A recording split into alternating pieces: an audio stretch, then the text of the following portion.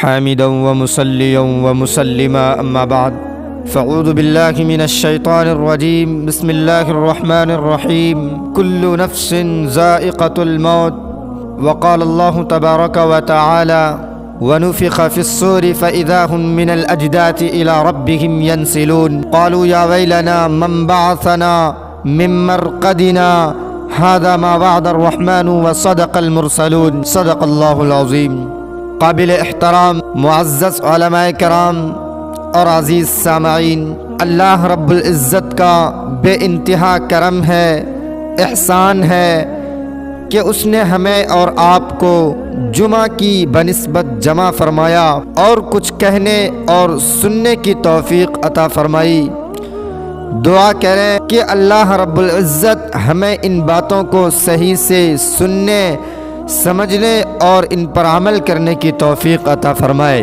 سرکار دو عالم صلی اللہ علیہ وسلم نے ارشاد فرمایا، او لوگو، اس وقت اپنے آپ کو بچانا، اپنے دین کو بچانا، اپنے ایمان کو بچانا کہ جب لوگ اتنے بگڑ جائیں گے، اتنے بگڑ جائیں گے، اتنے برباد ہو جائیں گے، اتنے تباہ ہو جائیں گے کہ صبح کو آدمی مومن ہوگا، شام کو موت آئی تو جنازہ کافر کا اٹھ رہا ہوگا۔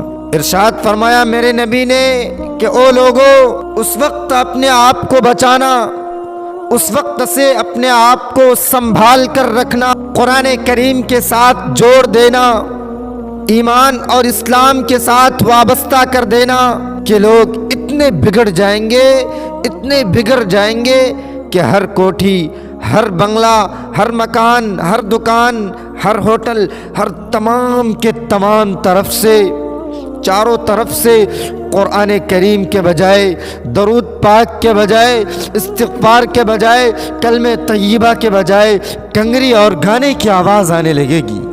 ارشاد فرمایا میرے نبی نے کہ او لوگو، اس وقت اپنے زندگی کا خاص خیال رکھنا، لوگ اتنے تباہ ہو جائیں گے، اتنے تباہ ہو جائیں گے، جنازہ بنگلہ سے نکلے گا، جنازہ کوٹھی سے نکلے گا، جنازہ شاہی محل سے نکلے گا، جنازہ ایوان صدر سے نکلے گا، جنازہ بہت بڑے ڈیرے سے نکلے گا، جنازہ بہت بڑی شاہی منزل سے نکلے گا، اور حال یہ ہوگا کہ مرنے والے کے پاس ایمان کی رتی تک نہیں۔ مشکات شریف میں حدیث پاک موجود ہے، ارشاد فرمایا میرے نبی نے، او لوگو، موت کے وقت کا پیاس کا انتظام کرو، اتنی شدید پیاس لگتی ہے، اتنی سخت پیاس لگتی ہے کہ سمندر پلا دو پیاس نہیں بجھتی۔ ارشاد فرمایا میرے نبی نے، او لوگو، موت کے وقت کی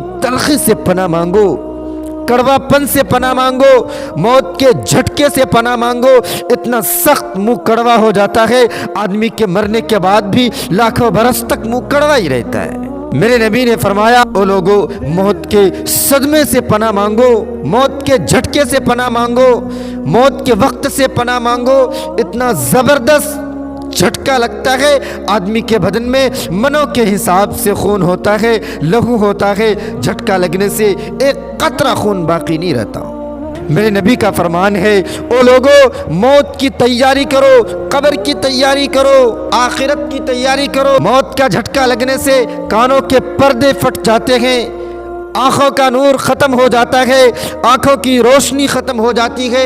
ارشاد فرمایا میرے نبی نے، او لوگو، موت کے وقت کی پسینے سے پناہ مانگو، اتنے زبردست پسینہ آتا ہے، اتنے زبردست پسینہ آتا ہے، ساری زندگی میں کبھی نہیں آیا۔ موت کی گھبراہٹ سے پناہ مانگو، اتنی گھبراہٹ ہوتی ہے، اتنی زبردست گھبراہٹ ہوتی ہے کہ ساری زندگی میں کبھی نہیں آئی۔ آخری وقت ہے، کروٹیں بدل رہا ہے، کبھی پیر اکٹھے کرتا ہے، کبھی ہاتھ مارتا ہے، بے تابی ہے، الجھن ہے، بے قراری ہے، پریشانی ہے۔ بیٹی نے پوچھ لی، ابا جان کیا تکلیف ہے؟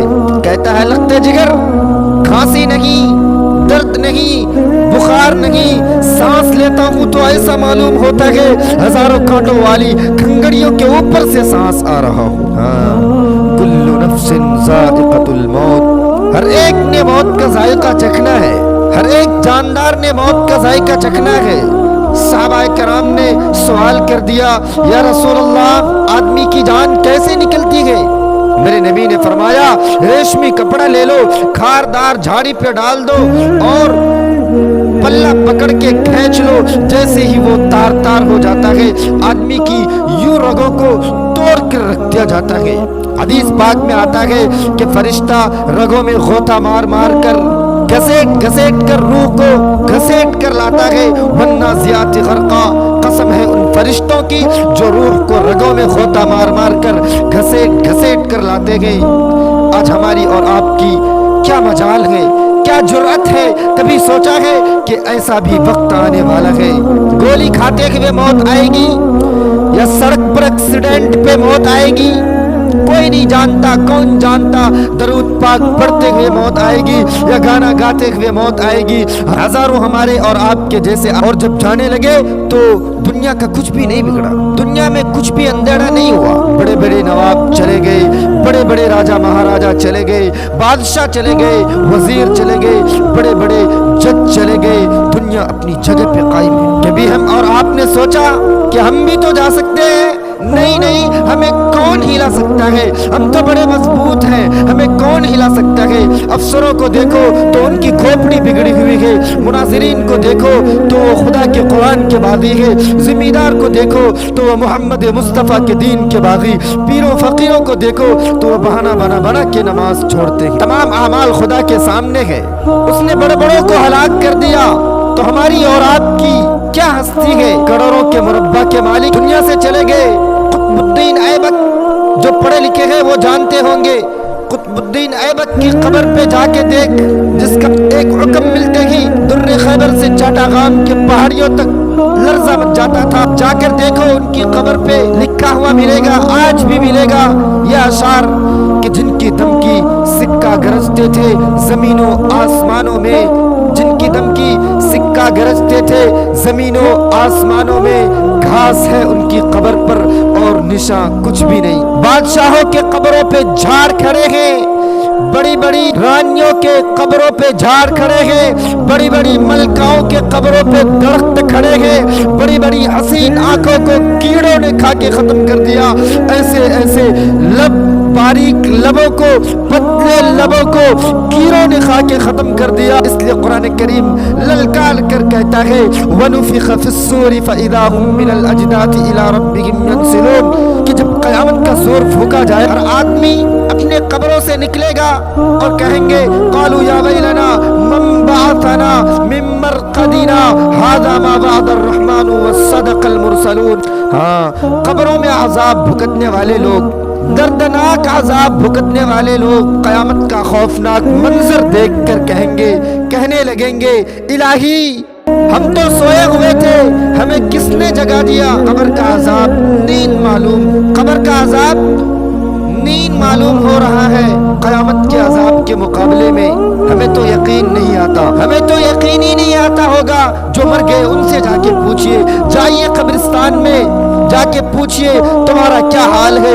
جب انسان مر جاتا ہے وہ اپنے مردے کو اٹھا کے قبرستان میں لے جاتے ہیں، قبریں کھودی، پرانے مردے کی ہڈیاں نکل آئی، ان ہڈیوں کو نکال کر باہر رکھا، گاڑا پکڑائے، ایک دیے، اپنی میت کو اتارے، ان ہڈیوں میں پیر آ گیا، اس کھوپڑی پہ پیر آ گیا جو پہلی قبر سے نکال کر رکھی تھی۔ اس میں سے آواز آئی، اس کھوپڑی میں سے آواز آئی ذرا راہ دیکھ کے چل، او بے خبر کل میں بھی تیری طرح سر پر غرور تھا، اور پیر کے نیچے چور چور کر دینے والے کل اس کھوپڑی پہ بڑے اچھے اچھے دوپٹے اوڑے جاتے تھے، عطر کی مالش کی جاتی تھی، ہار ڈالے جاتے تھے، آج تیرے پیر کے نیچے آ کر میں چور چور ہو گیا ہوں، کل کو کسی کی پیر کے نیچے تو بھی یوں ہی چور چور ہو جائے گا۔ میری اور آپ کی کیا مجال؟ امام الانبیاء، محبوب کبریا حضرت محمد مصطفیٰ صلی اللہ علیہ وسلم کی ذات اقدس ہے، مدینہ پاک ہے، آخری وقت ہے۔ جناب عائشہ صدیقہ رضی اللہ تعالی عنہا فرماتی ہے کہ میرا جگر پھٹنے لگا جب میں نے حضور کو پسینے آتے دیکھے، میں نے حضور کے چہرے پہ گھبراہٹ دیکھی اور آپ نے فرمایا عائشہ ٹھنڈے پانی کا پیالہ تو لا۔ میں دوڑی، ٹھنڈے پانی کا پیالہ لے آئی، اشارہ فرمایا یہاں رکھو، میں نے رکھ دیا۔ فرماتی ہے حد ہو گئی پریشانی کی، رحمت والا ہاتھ اس پیالے میں بھگو بھگو کر اس چہرے انور پر ملنا شروع فرما دیا، چھینٹے مارنا شروع فرما دیے۔ میں نے عرض کیا میرے آقا کیا ہوا؟ فرمایا عائشہ موت بڑی گھبراہٹ والی ہے۔ جناب عائشہ صدیقہ رضی اللہ تعالی عنہ فرماتی ہے میں قریب بیٹھی تھی، فاطمہ الزہرا رضی اللہ تعالی عنہ بھی قریب بیٹھی تھی، تو کسی نے دروازے پہ دستک دی، هل ادخلک فی البیت، کیا میں گھر میں داخل ہو سکتا ہوں؟ مجھے گھر میں آنے کی اجازت ہے؟ جناب فاطمہ الزہرا رضی اللہ تعالی عنہ جو پریشان بیٹھی تھی فرمانے لگی میرے ابا بے ہوش پڑے گئے اور تجھے اجازت کی پڑی ہے؟ سرکار دو عالم صلی اللہ علیہ وسلم کو تھوڑا سا ہوش آیا، فرمایا او لشکر جگر کسے بے ہوش کہہ رہی ہو، کسے ڈانٹ رہی ہو؟ یہ تو وہ ہے جو بچوں کو یتیم بنا دے، یہ تو وہ ہے جو دلہن کا سہاگ اجاڑ دے، یہ تو وہ ہے جنہوں نے کوٹھیوں کو ویران کر دیا، بنگلوں کو ویران کر دیا، ملکوں کو ویران کر دیا۔ یہ تو تیرے ابا کا مقام ہے۔ وہ اجازت مانگی جا رہی ہے، اندر آئے، ملک الموت اندر آئے اور کہنے لگے اللہ پاک نے سلام بھیجا ہے اور آپ کو بلایا، تو میرے نبی نے فرمایا میں تیار ہوں، یہاں بیچ میں بہت ساری باتیں۔ اب ملک الموت روح قبض کرنے لگے، گھٹنوں کے قریب گئے، میرے نبی نے فرمایا تو اسرائیل مجھے تکلیف ہو رہی ہے۔ اسرائیل نے کہا اے اللہ کے رسول میری کیا مجال ہے؟ عرض کیا او میرے آقا میری کیا مجال ہے آپ کو تکلیف دوں؟ میری کیا جرأت ہے کہ میں آپ کو تکلیف پہنچاؤں؟ تو تکلیف پہنچا نہیں رہا۔ میرے نبی نے فرمایا تو تکلیف پہنچا نہیں رہا اور مجھے اتنی تکلیف ہو رہی ہے کہ ساری زندگی میں کبھی نہیں۔ میرے نبی نے فرمایا آج میری ایک تمنا ہے، آج میری ایک آرزو ہے، میری ایک حسرت ہے، میرے دل کا ایک جذبہ ہے اور وہ یہ ہے کہ تو مجھے تکلیف نہیں دے رہا ہے اور مجھے اتنی تکلیف ہو رہی ہے کہ ساری زندگی میں کبھی نہیں۔ تو میرے امت کے جن لوگوں کو دکھ دے گا ان کا کیا حال؟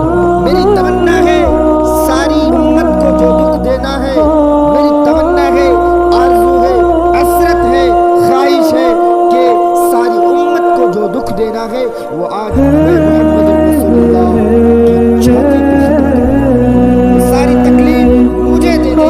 میرے دوست نبی کی وفا دیکھو اور اپنی جفا دیکھو۔